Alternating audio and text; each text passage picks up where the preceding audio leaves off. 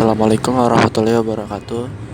Eh, Mohon maaf jika suaranya kurang jelas atau berisik. Ini karena dalam perjalanan. Oke, ini saya sedang menjelaskan bagaimana proses transisi analisis perancangan menggunakan diagram interaksi. Oke, di slide pertama. Pengendalian model desain, proses map. Di sini model desain dibuat dari requirement, model atau use case. Model desain digabung dengan model arsitektur untuk menghasilkan solution model. Nah, bisa dilihat ini adalah model, contohnya ada aktor, lalu melalui model kebutuhan, kemudian model arsitektur, lalu didesain, kemudian sampai akhirnya outputnya adalah kode. Nah, kemudian diagram interaksi. Diagram interaksi atau UML adalah nama kolektif dari diagram berikut. 1. Squelch diagram, yaitu urutan diagram. Kemudian ada juga diagram komunikasi, sebelumnya dikenal sebagai collaboration diagram.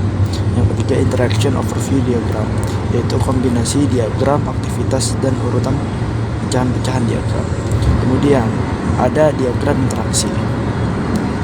Diagram interaksi masih setiap interaksi diagram UML digunakan untuk menunjukkan urutan dari interaksi yang terjadi antara objek selama syaratnya ini adalah satu atau dua skenario use case, kemudian sebuah pecahan dari satu skenario use case. Kemudian diagram interaksi UML memungkinkan juga dapat digunakannya untuk menunjukkan urutan dari interaksi, kemudian melalui sistem dan subsistem. Lalu apa sih perbandingan analisis dan desainnya? Analisis yang membantu Anda model apa yang digunakan. Ada use case, domain model, kemudian desain membantu model bagaimana sistem akan mendukung proses bisnis. Nah, kemudian ada komponen boundary atau UA, auto component service, dan kemudian komponen entitas. Lalu apa sih analisis robustness itu? Nah, bisa dilihat pada gambar. Ini adalah proses analisisnya. Nah, analisis robustness ini adalah sebuah use case, skenario use case untuk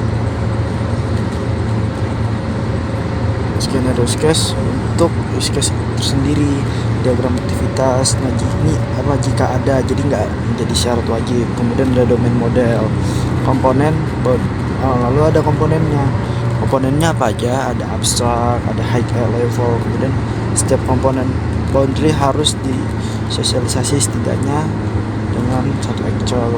Jadi komponen boundary itu harus ada minimal satu actual. Kalau misalnya nggak ada, ya berarti belum termasuk dalam komponen boundary.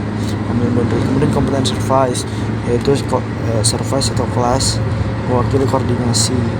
Nah, itu untuk apa? Untuk pengaturan interaksi dan mengontrol objek dan lain-lain. Sering digunakan untuk mengkonsultasikan kontrol yang terkait dengan suatu use case tertentu.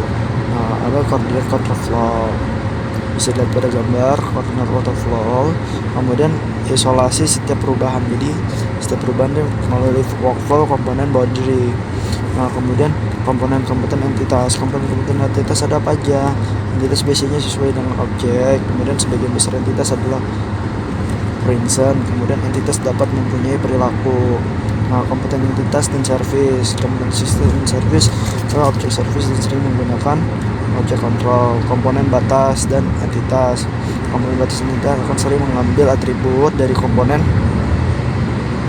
entitas. Kemudian mendeskripsikan proses analisis robustness. Nah, kita akan mendeskripsikan model nomor 1 memiliki use case, kemudian mengkonstruksikan diagram komunikasi atau diagram urutan yang memuaskan aktivitas dari use case. Nah, poin A mengidentifikasi, kemudian poin B menggambar, lalu label asosiasi nomor. Nah, konversikan diagram komunikasi ke diagram urutan dan sebaliknya untuk pandangan alternatif atau opsional, artinya tidak wajib.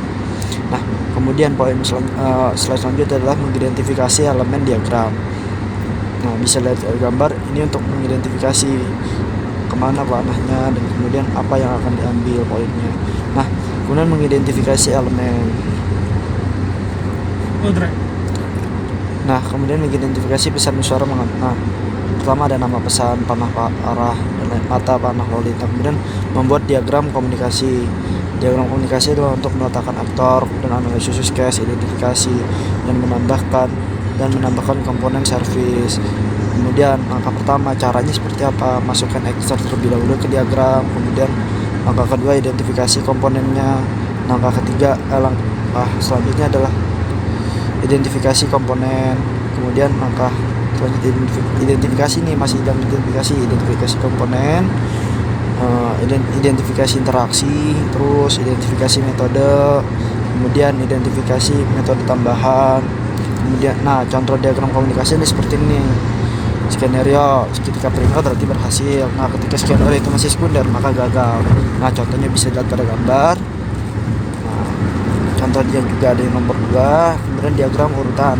Memberikan diagram urutan ini pertama memberikan perspektif, bisa digunakan sebagai gantinya, kemudian bisa dikonservasikan, terbukti lebih bermanfaat, kemudian menyorot waktu, mengidentifikasi elemen. Bisa dilihat pada gambar. Lalu fragment itu apa?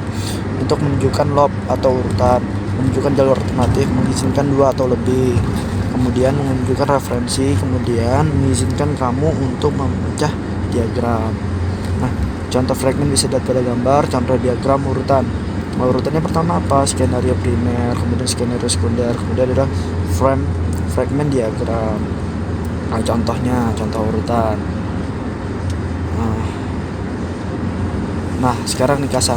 Diagram interaksi digunakan untuk apa? Identifikasi komponen, desain yang memuaskan use case. Kemudian interaksi objek dapat dievaluasikan dengan UML.